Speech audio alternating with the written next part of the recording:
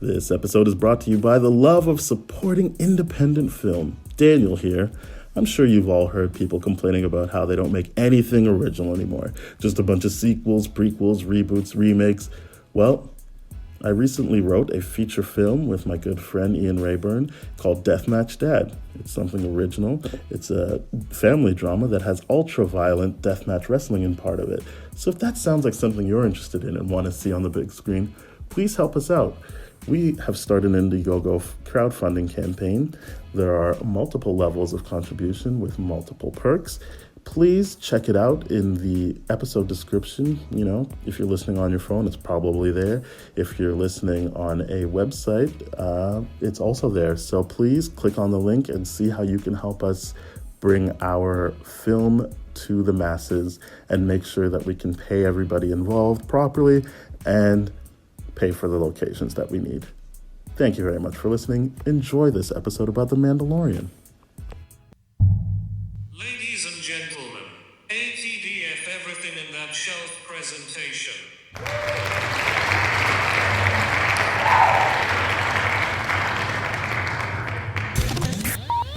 You're now rocking with TDF everything. Spoiled rotten.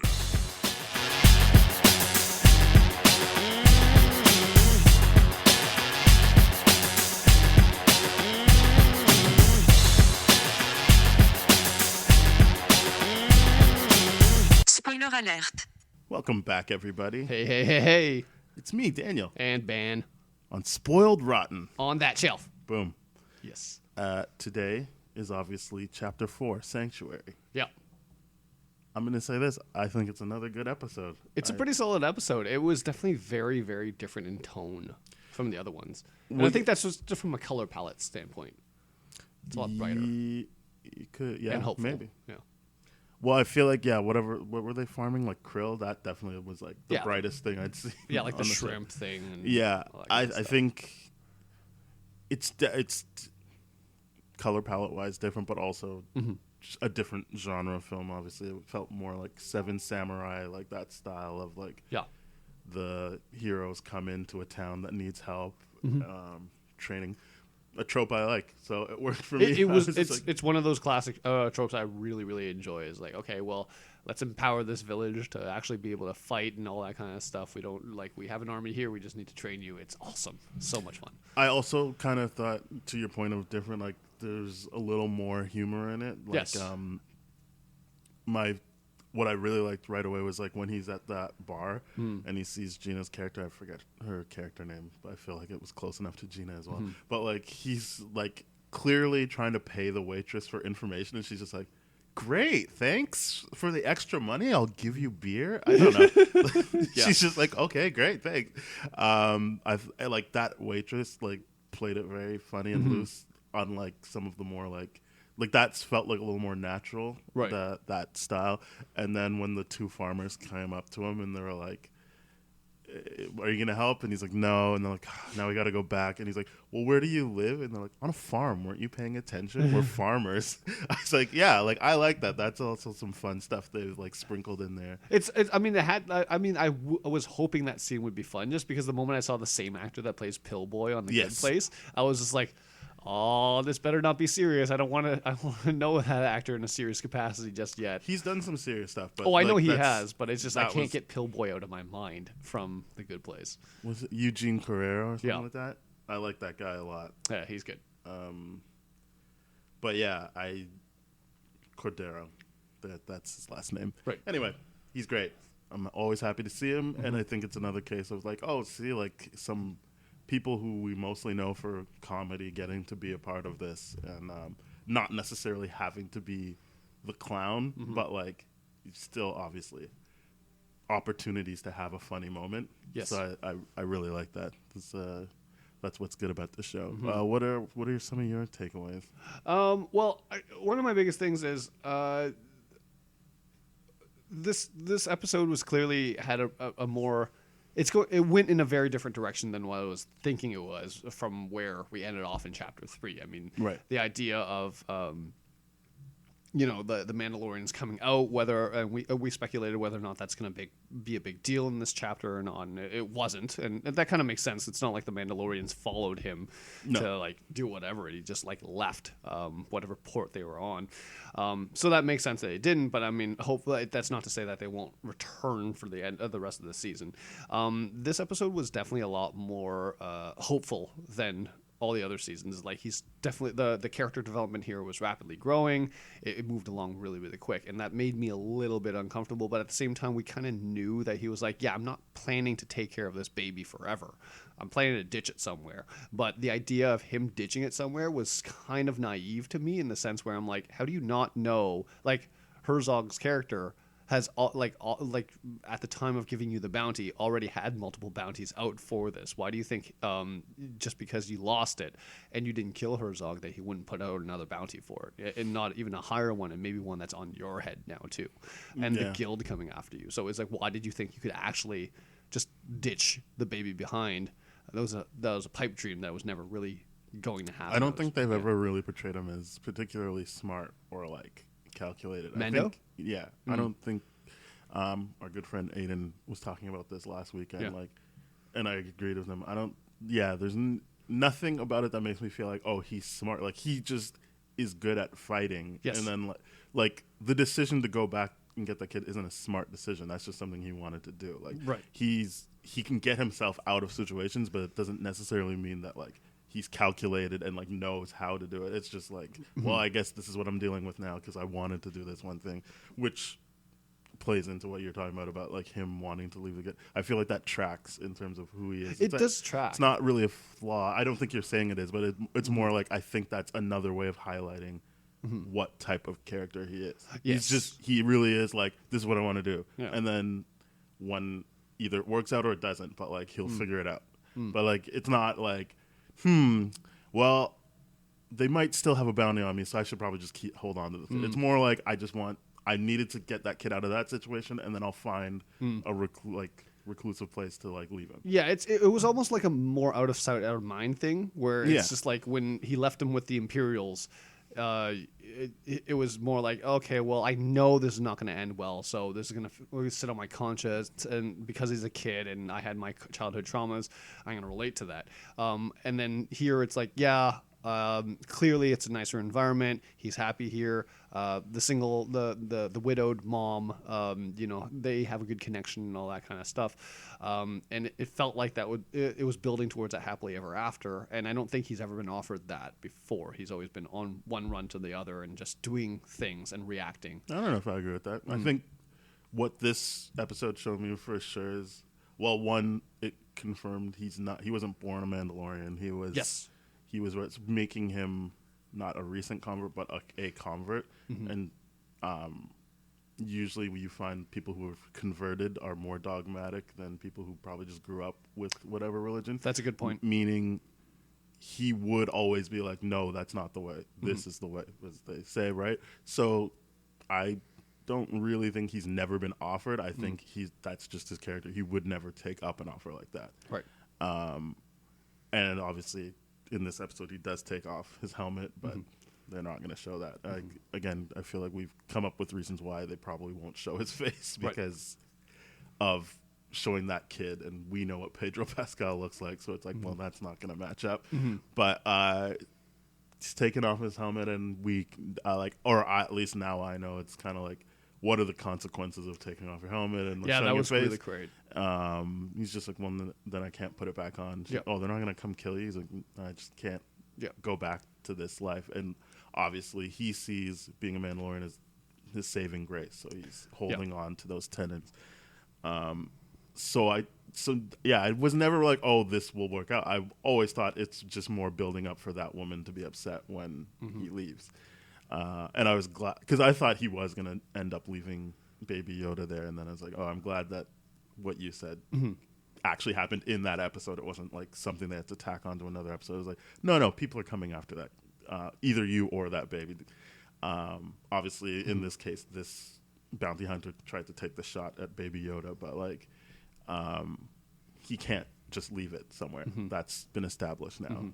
So I like that, but yeah, I liked that there's more subtle ways of like showing who he is like as a character. Obviously, we can't look at like facial reactions or anything like that, and he's not a big talker. Although this episode, I feel like his interactions with Baby Yoda, like kind of like the whole like stop. It's not a toy. Like stop touching things, but like he's never like upset about it. He's just kind of like this is annoying, and then like being like, all right, stay here, don't move, and then next scene you see Baby Yoda's representing. Okay, like, why not? yeah, he's just. It's all just like, yeah, whatever. This is what's happening. I guess I'll just roll with it. He reminds me of someone like me if I was thrust in a situation where I'm like, oh my god, there's a crying kid. It reminds me of exactly what I would do. Like, I don't know what I would be doing, and I'd just be like, okay, well, I think it's best for you to stay here. Like, okay, sure, why not? Kind of deal. Like, that's why I like this character so much. It's just like he's clearly someone that is a little bit of a loner, or if he's with people, he offers them jobs. Like in chapter 1 or 2 with the Nick Nolte character, Right. He's like, hey, I could really use you and everything like that. It wasn't really for friendship. It was just because he was like, no, I could see how an extra set of hands would be great on my ship and all that kind of stuff. Again, I feel like it might still be for friendship and companionship, but that's how he can navigate that. Right. The same way he wanted to frame Baby Yoda as an enemy because there was no real analog to what Baby Yoda would be to him other than like I don't know if I can say enemy. So yeah, I think again another throw mission kind of showing that like they're not straight up saying this guy doesn't know how to make friends. They're just showing you this is how he wants to make connections. Right. And it's like, well, I can pay you to be around me, or this is how we can like set up how this friendship will work without ever saying, do you want to be friends? But I think that's kind of his thing is like with Baby Yoda, it's different because he can't actually be like, well, I'll pay you to do this for me. So then it has to be, well, this is the mission. Then I'm going to protect this baby until I can drop it off somewhere. And then for people he can actually have conversations with, it's even like with that waitress, like, hey, I'll pay you to do this. I'll pay you. Like he could have probably just asked that woman, hey, can you watch the kid? But he's like, boom, like transaction. Yeah. And that's how he works. That's how he operates. Right.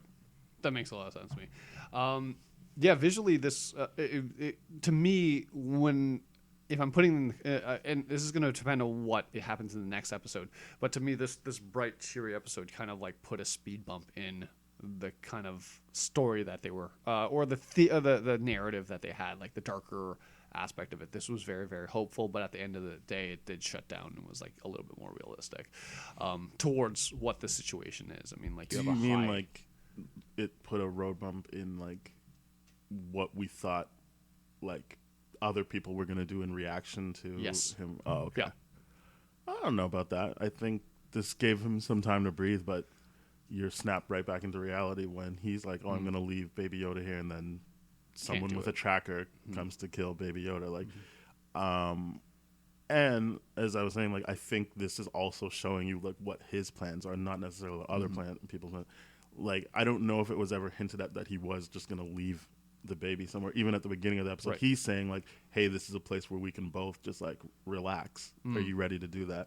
And then he makes the decision like, oh, I'm going to leave him here. And then obviously he can't. But I think it did not a lot, but it did a lot for me to just be like, oh, this is his plan. Like he's going to be, until he realizes more people are coming, he's going to be on the search for a place to leave this kid.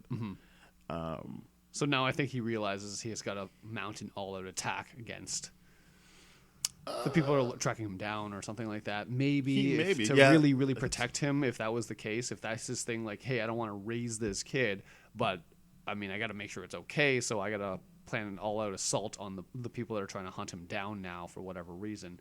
And I'm pretty sure it'll get much more might be too much foresight for him. I don't know if he's going to actually plan out that. Like, he might... But I feel like the character they've shown so far is someone where he's just like, oh, I just have to be aware of that while I keep looking for a place to leave this kid. Yeah. But who knows? You could be right. I don't know how much. I don't know how closely they're monitoring that trajectory for him. But I feel like for these 4 chapters, they've really shown that he's not actually thinking ahead so much as doing everything in the moment. Right. Yeah, he's a very reactionary character for sure. Yes. Yeah. definitely not proactive or anything like that. It's just like, oh, here's a decision. I don't question it. And I think that's what we're seeing. His character development is like him starting to question some of the things. So that first time where he leaves the baby, I think that's probably one of the first times he's truly questioned the decision he's made. Yes. And then he went back on it. Yeah. And now we're watching the fallout of the first time he's ever like went back on a decision he's made. I agree. But again, I don't know if I'm meeting the show more than halfway. I feel like that's what they're laying out, but who knows? It's just frustrating because we're so used to having a streaming service provide the whole season at once, and now that they're forcing us to do the week-to-week thing, and it's because Disney Plus doesn't really have enough original content, so they're really laying this all out. Or maybe that the finale is closely tied together with episode 9. Like, there's so many different reasons why they could be doing this, and I don't think we can judge it as a whole thing until the very, very end of it, obviously. You're right, it could tie, but it would be weird because this takes place before Rise of Skywalker, so like to have the finale after Rise of Skywalker, it seems like you'd be doing a lot of gymnastics to make it tie in to something like, and then 40 years later this happened, like and but it could go to the midichlorian farming theory that I had later. It's like, Palpatine re-existed because the Imperials did Baby Yoda. Because they did farm Baby Yoda, and Mandalorian wasn't successful, and that's why he can't take off his helmet in season 2 again, and all that kind of stuff. There's so many ways this could go, and so many theories, and maybe it is just a red herring to be like, oh, is it tied together? Is it not? We don't know, but it's just maybe it is just them milking the fact that they don't have a lot of originals on their streaming service. I would say it's probably that. I think, and I think not that Netflix doesn't do week to week, but I think it's another way to like stand out from Netflix to be like, we don't do just dumps of seasons. Netflix did try to do week to week, and it didn't. They're still doing it. It's just well. I think they're doing it with shows that you can be that are releasing week to week. So like something like Riverdale or Flash or whatever, they dump that week by week. For some reason, they wait for the end of other shows. So like Good Place in Canada only happens all at once after the season's done, whereas everywhere else is week to week on Netflix. Correct. Same thing with Supergirl. It's after the season's done, whereas everywhere else it's week to week. Yes. But again, those are shows that aren't actually Netflix originals. Those are just shows that they have licensing deals for. Correct. Whereas Stranger Things, all at once. Yeah. And I think the Netflix originals, at least. Yeah. Like the only time Netflix originals have been reliably week to week has been like it's more talk show comedy based. Yeah, talk like show the Chelsea Handler or that Rhythm and Flow Minaj thing. Yeah. Yeah, if it's a competition thing, anything like that, I understand the week to week thing because you try to build up some kind of like excitement. I think again, as I said earlier, I like that it's week to week for us because we also don't have a lot of content. Yes, we do. But I think it does hurt shows that are built like this that are where at least from what I can see. These are all like story long arcs, right? Like season long arcs. It's not like it isn't even. I don't know why I'm using this example, but something like Justified, where maybe there is a season long arc, but it really is like just villain of the week type stuff. I feel like this one we're tracking, even though each chapter feels like a different kind of movie is influencing it, we're still like unpacking this character, and I think. Especially now with the internet, you're giving people like these 6-7 days to you like give be people like, hype time. This is what's gonna happen, and then people get disappointed, like inevitably get disappointed because they've like built something up for so long that you already knew where it was going. It's not like some shows. Obviously, once the season's out, it's whatever. But like some shows, like Breaking Bad, like. I got the sense they were actually taking into consideration what some of the theories were. I'm not saying they were like, oh, we have to do that because people are doing it, but they would throw certain even like red herrings out because they knew people were looking for that type of stuff. Whereas I don't think they have that opportunity here. It's done, and then season 2 will be its own thing again. Yes. So I think that's why it's better to have that just be like a season dump. It's there's many things to say about the release format here that they have too, because they essentially have given us back that ability to have week-to-week conversations, which is something like I have not had for a long time with people, right? It's like with Umbrella Academy being like, have you watched it, like the whole season, versus like I would have loved to have some examples for like just casual conversations at work in my break room. It was just like, hey, did you see this week's episode, and like break it apart and then be like speculate where it's gonna go next and all that kind of stuff. That stuff is fun. Like I remember doing that when House MD was on, and like in the early 2000s, and once like Netflix really kicked in, those conversations didn't exist anymore. So the idea of this, whether it be intentional or not, but the idea of these conversations coming back and me sending texts to people is like, did you watch the next episode and all that kind of stuff? What do you think? It's a lot of fun again. It's bringing back that social aspect. Related I would to say media. people still had that with like Game of Thrones. Things With I Game think, of Thrones, absolutely. I mean, the other problem is because there's also a group of people that have like learned to be like, I can just wait till it's all done. Yes. And watch it. Then you get that whole like thing that annoys me. I don't know why it annoys me so much. But, no, don't say anything. Don't say I haven't watched it. And you're like, all right, sorry. Why does that annoy you? I don't really because like understand it. Exactly what you're talking about, that whole communal thing that people feel when they're at work and you're like trying to socialize. Oh, and like okay. 6 out of 7 people did watch, Right. And then there's the one person that now can control 6 other people's lives because I they're like, gotcha. no, don't say anything. I haven't watched. And it's like, I think it's we different have when this- it's like, sorry, I was at a funeral last night, Yeah, and then there it's was like this wedding, and then this, like, I week couldn't 2, get around I'm to not what saying now. like, oh, I can't believe you didn't watch this Friday the episode. It's more like we're on like in this case, let's say it's chapter 4. And like, I haven't even watched any of them yet, and you're like, oh, okay. Yeah. Sorry, I guess we'll all shut up then. Yeah. No, okay, that's a very valid thing. Because most of my conversations now in this context, people either don't care about it or they happen over group chats.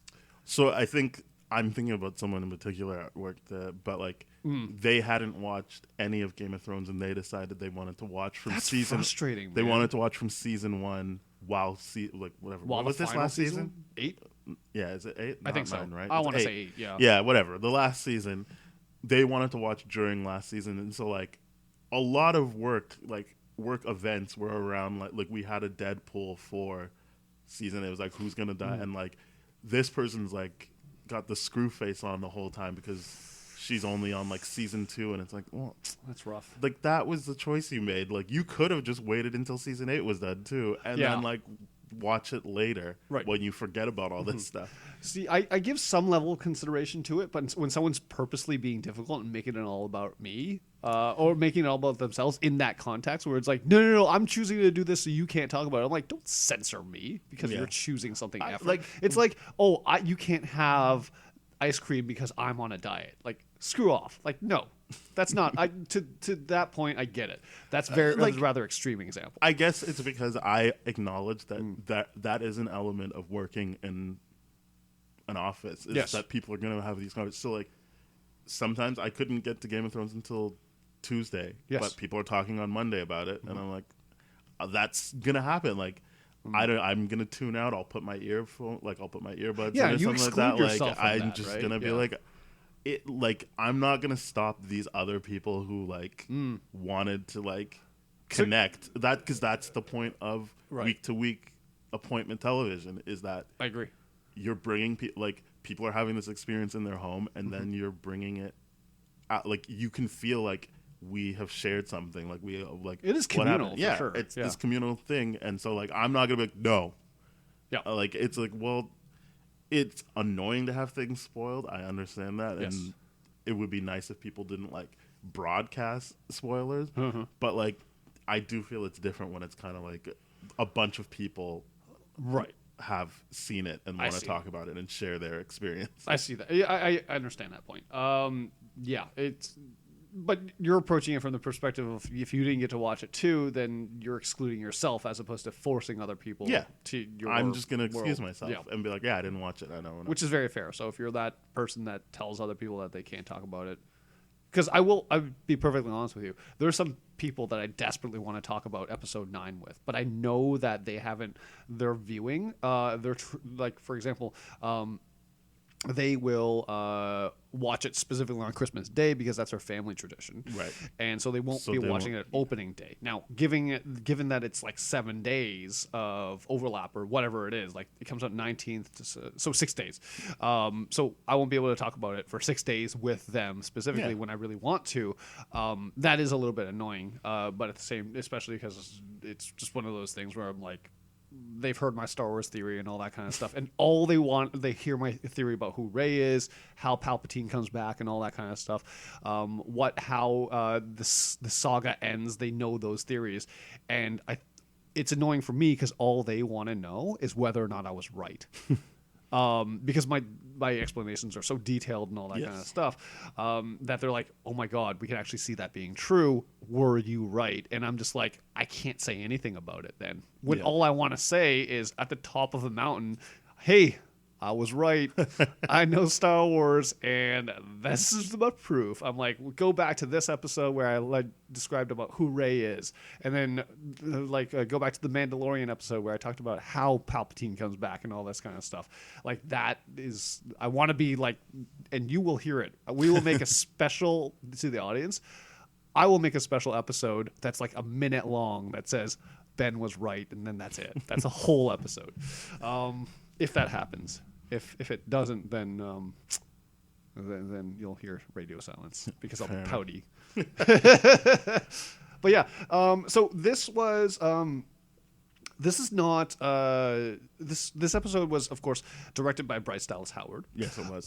And this is not her first directorial debut coming out, but it definitely has more.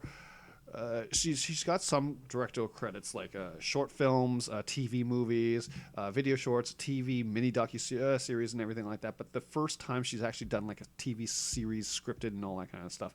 How'd she do? What do you think? Yeah, I like that. I think I didn't, because they say who the director is at the end of the episode. I was like, I bet this is the Bryce Dallas Howard one because and I looked it up obviously while I was Yeah, I watching, looked but up, I was yeah. like, there was something about, I guess to your point, like it felt warmer Yeah. than other episodes. It wasn't so doom and gloom in this one, and I think this was the perfect episode for. Actually, no, that's a big bias on my assumption. So no, yeah. I'm just basing this off of interviews I've seen of her where she seems like a warm person. Yes. She usually plays mean people. Yes. But in her interviews, I'm thinking mostly of 50-50 and The Help, where I'm just like, what up? You're a bitch of Rooney Dooney. But like, but other than that, like when you see her in interviews, she's like a very like She's very engaged, happy, yeah. happy. I mean, whatever. That's an interview. I'm not trying to say that's what she is all the time. It felt like that was coming through in this episode, even early on. As I said, like that interaction with the server at the restaurant he goes to. Yep. I was just kind of like, I bet you this is her thing. So I liked it. In a show like this, I don't know like how much say she has, because it looks like it's like Yeah. Jon Favreau written, Dave Filoni kind of like overseeing everything. Like, so obviously that comes down to something I notice is like how people are acting and like legitimately like what choices they're making. Like obviously her setting them up to do different things than like, I'm not saying over the top in a bad way, but like last episode in particular when you had Carl Weathers being like his choice is like, I'm in this like space opera type thing, like hey everybody, and that's kind of like his thing anyway. It's that's what you'd get Carl Weathers for, is to be kind of larger than life type character, and that works. And I'm saying that I like that this one felt different in that way, without for me at least, without being like, well, this seems like a complete detour. Like it's a detour for the character, but it's still getting across what they need you to know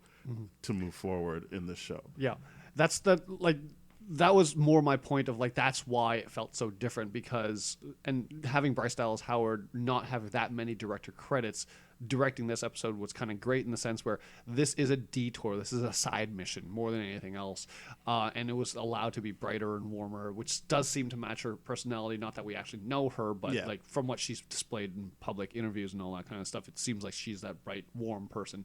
So it was kind of a perfect episode for her because the rest of the episodes I've taken a look at, it's either Favreau or Filioni, and then episode 8 is Taika Waititi.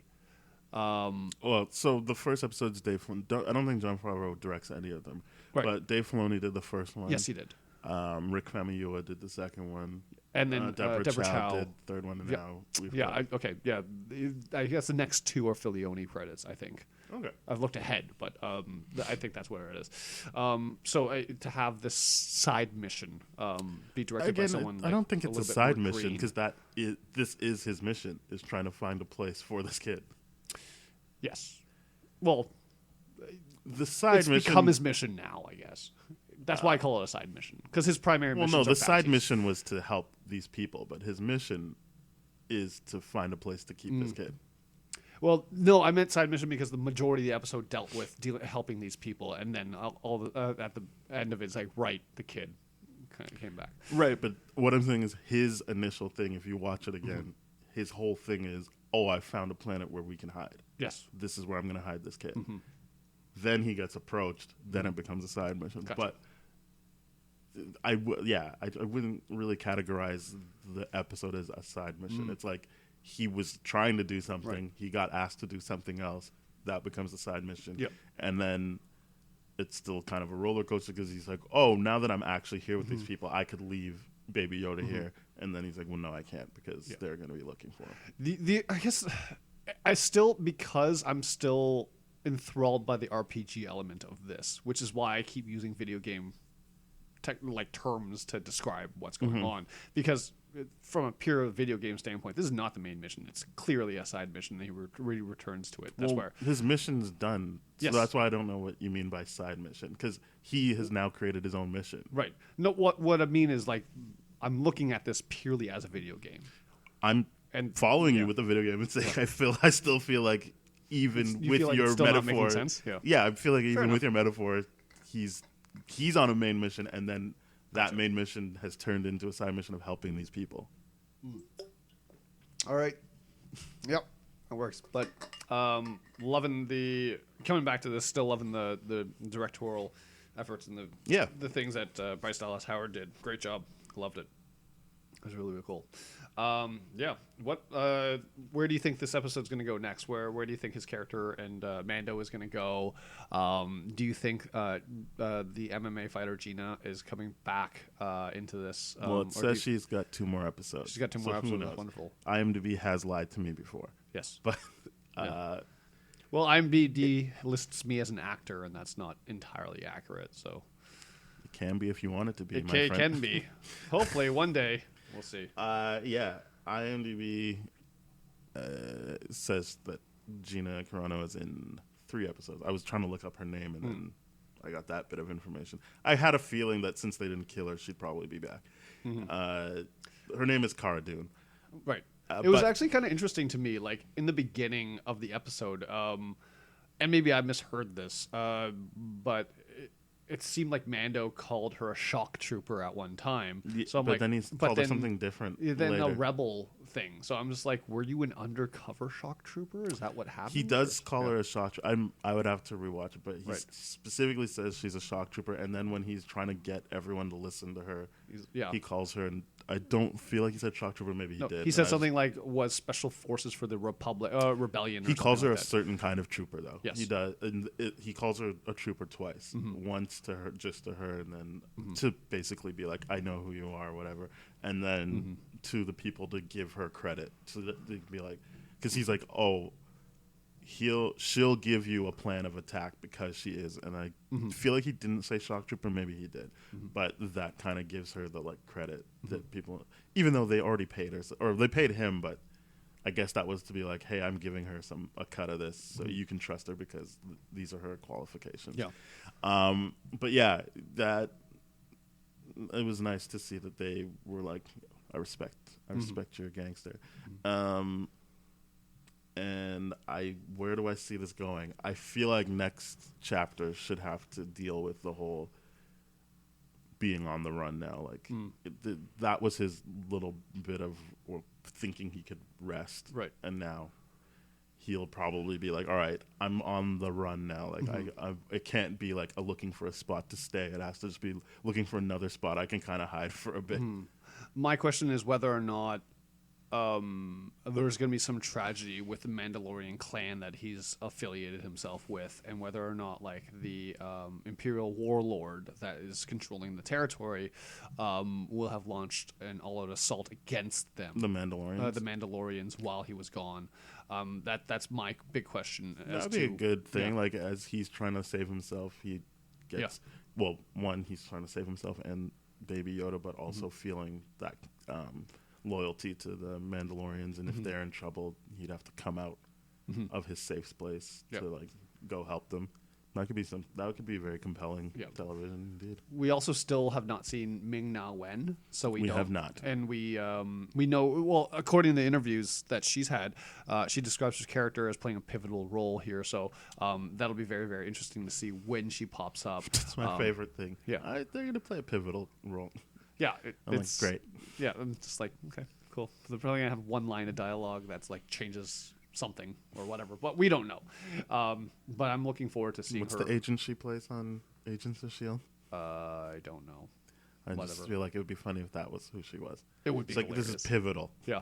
Star Wars and Marvel are officially connected. And then she's holding the reality stone. It's like, ha, now I have the reality stone. I can go into different dimensions. I love that Patton Oswalt rant. Yes. It's like, what? You can't do that? Yes. This is my theory for Infinity War. Oh, it was hilarious. Okay. Very, very cool. Yeah, great episode. It is Agent May. I was going to say that, but I couldn't. Yeah. I was like, no, I don't want to make an assumption. Yeah, I'm just going to assume she's playing Agent May and or Mulan. So, wake up. Yeah. Okay. Excellent episode. Can't wait to see where it goes next. We'll see. Maybe there was a little bit more fallout from the attack or the escape that he had from. There's definitely going to be a fallout from that. Yeah, for sure. I guess the big thing is, do you think, because the guy was on the Mandalorian's head when at the end there, what was he just going for him, and then he was like, or I could just kill the Baby Yoda, or was he just like he was going for the bounty? I think the debate was whether or not to take out the Mandalorian Mando first, because it's like, oh well, this guy's gonna probably kill me. So should I take him out first and then try to take out Baby Yoda, or should I take Baby Yoda first, and while there's a panic and he's trying to figure everything out, can I line up my shot for that? So I think it was purely an ideology of like, what's the better play here?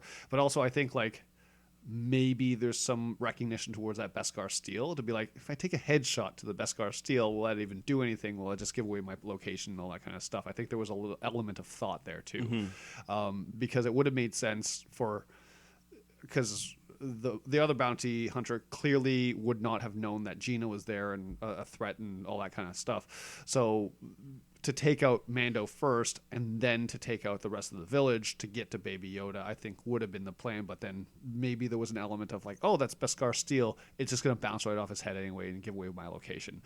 So I should just take out Baby Yoda because the bounty was for dead or alive, and we'll see what happens here. Got it. That's what my take of it was. So it was definitely just to get Baby Yoda. Yeah.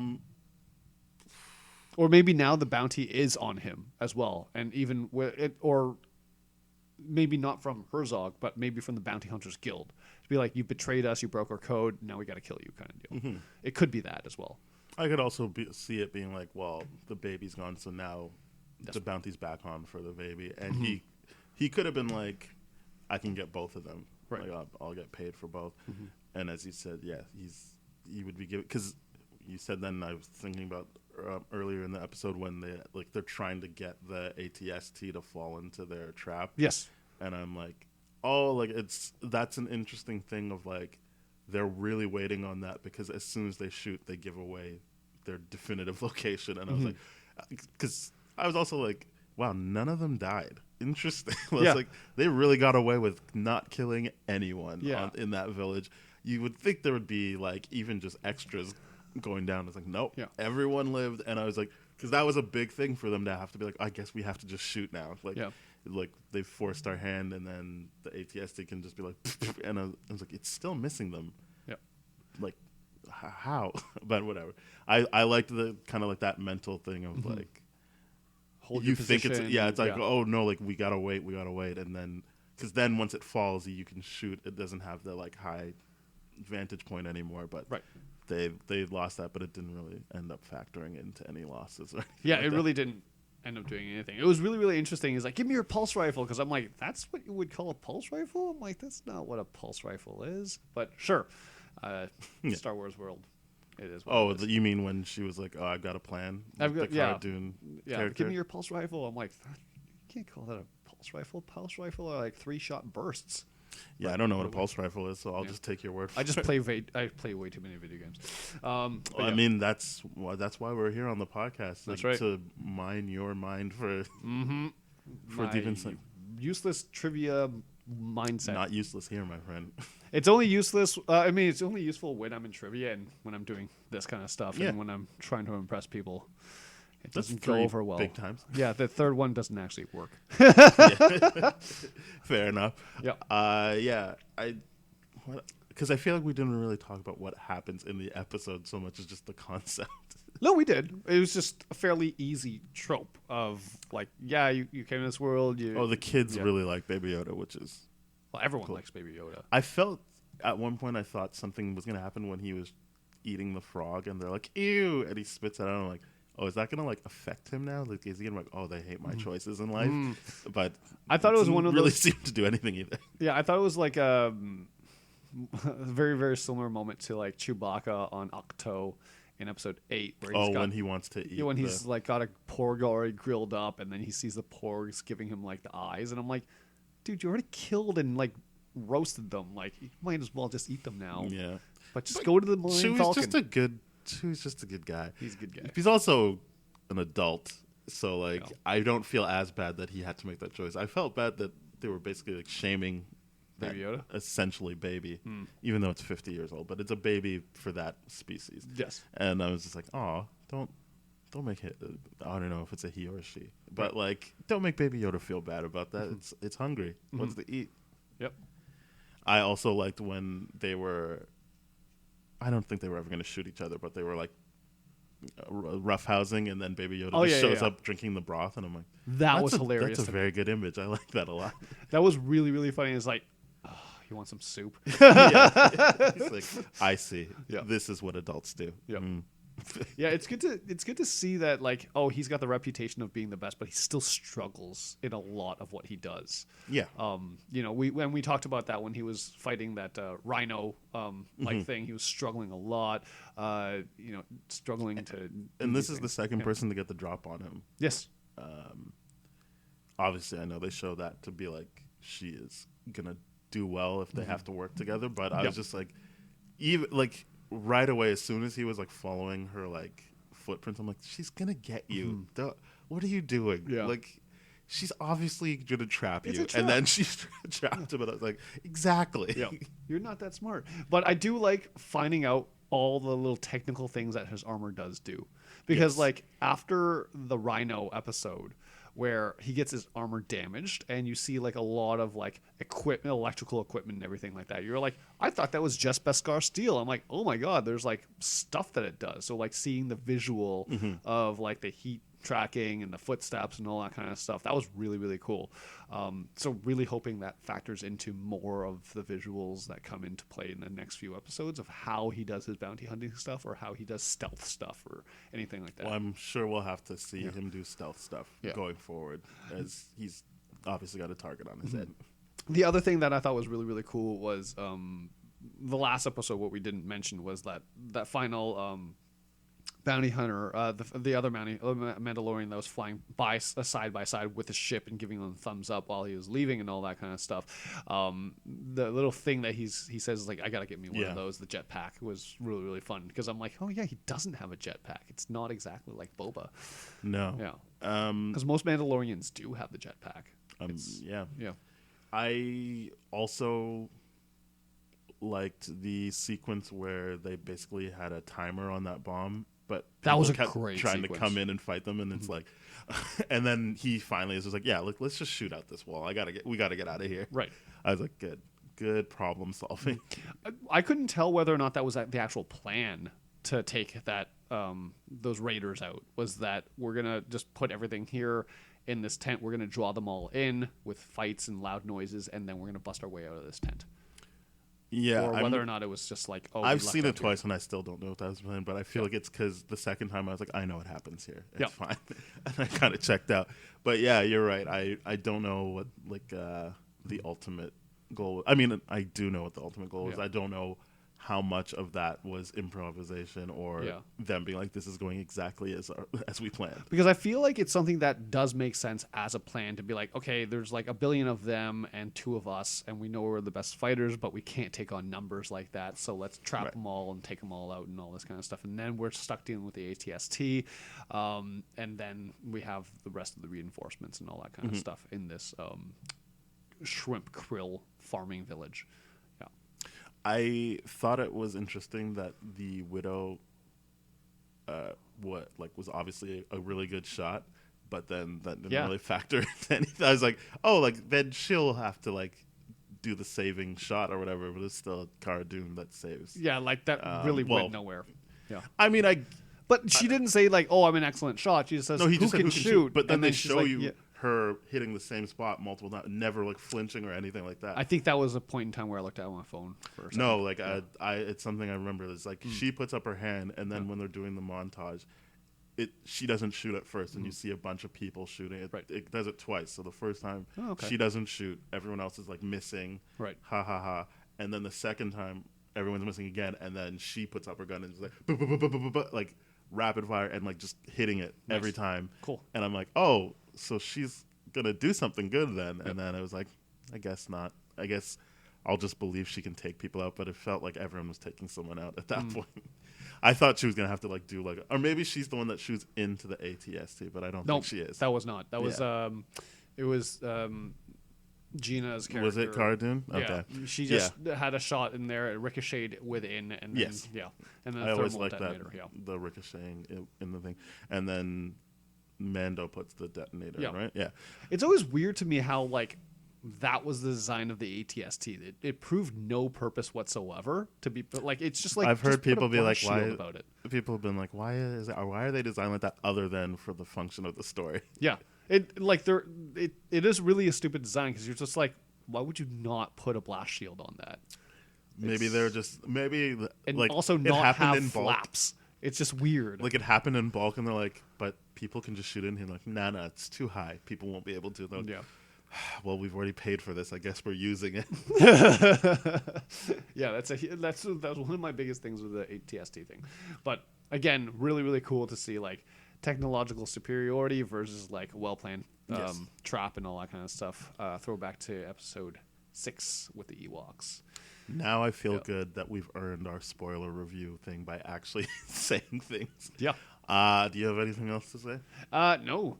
Very excited to see where the next episode's going to go. And did we get into what you think's going to happen next? Or you were talking about the Mandalorians. Yeah, and the Fallout. they're And gonna maybe a couple are going to probably- be dead, but except for the Armorer, which I don't like saying that. I'm like, just call it the Forger. I forgot. I feel like we've spoke about the Armorer every episode, but we were calling her Forger before. Yeah. Anyway, Armorer. Because as Great. far as we know, the Armorer is the only person that did not come out in that Mandalorian Yes. assault. So now that they've shown their numbers, is the Armorer safe, or is it? God, it's like 30 Rock when they said the rural juror. Are you saying the rural juror? The rural juror. Yeah. It's a terrible name.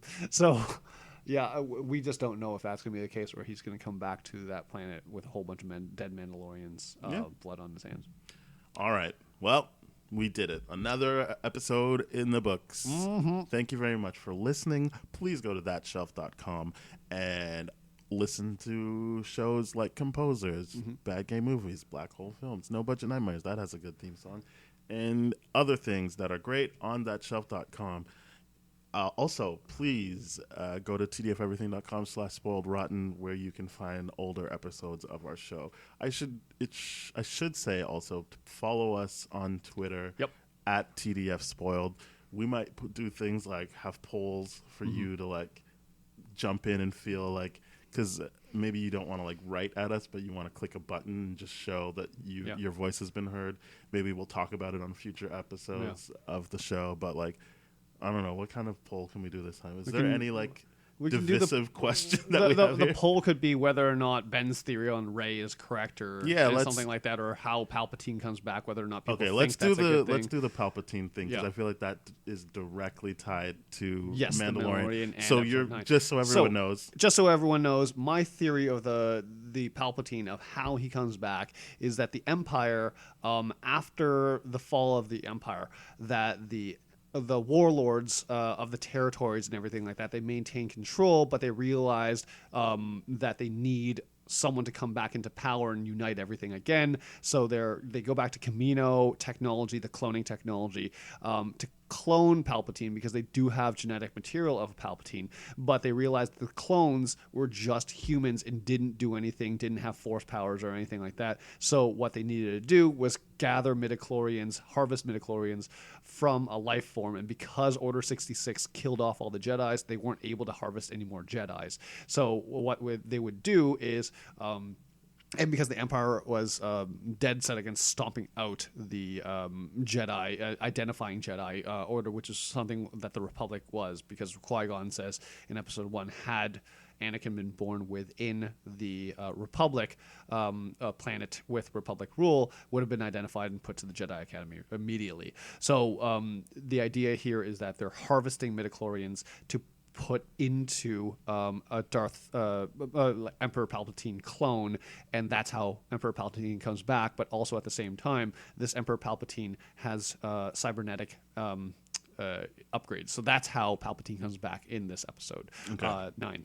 So your vote could be whether or not I'm right, or if I'm wrong. Let us know what you think. Excellent. Yep. All right. Yes, please go to Google Play, Apple Podcasts, Spotify, Stitcher, Radio Public, most places you get your podcasts, and rate and review, comment, and just share with your friends so that more people listen to us and more people understand how cool we are. Yeah, share this episode and be like, yo, you got to hear this wicked theory about like how Palpatine comes back. And also, definitely check out the Indiegogo campaign for Deathmatch Dad. I think I mentioned that last time. Yes. And it's a fantastic thing. They did a crazy shooting day last Sunday. The director, Ian, and the main actor, he's putting his body on the line. And, you see it in the social media posts and all that kind of stuff. So big thumbs up to you, Ian, for exploring this topic and all that kind of stuff. Can't wait to see it, but in order to do that, we got to get some money behind this so that they can actually do everything that they need to do. And of course, Daniel is the writer of that, head writer, correct? Yes, I am the writer of that. Yeah. So I am also very interested in seeing how this all plays out. Yeah. Thank you very much for bringing that up. I'm sure we'll talk about some of your stuff later on. Yeah, absolutely. I think we'll probably explore the whole Rey theory next episode or something like that, just so it's fresh in everyone's mind, and so I can be like, so that it can line up with our Episode 9 episode. Yep, the Episode 9 episode that we're gonna do, and and there's more weight to add to the theory that I have. All right. Yep. Well, that's next time. Cheers. Bye-bye.